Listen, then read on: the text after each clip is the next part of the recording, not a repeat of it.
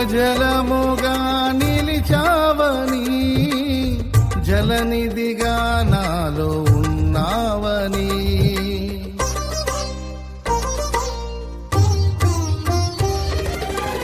జనులకు దీవెనగా మార్చావని,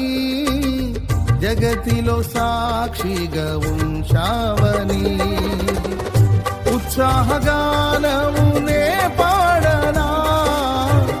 ఉత్సాహగానమునే పాడనా,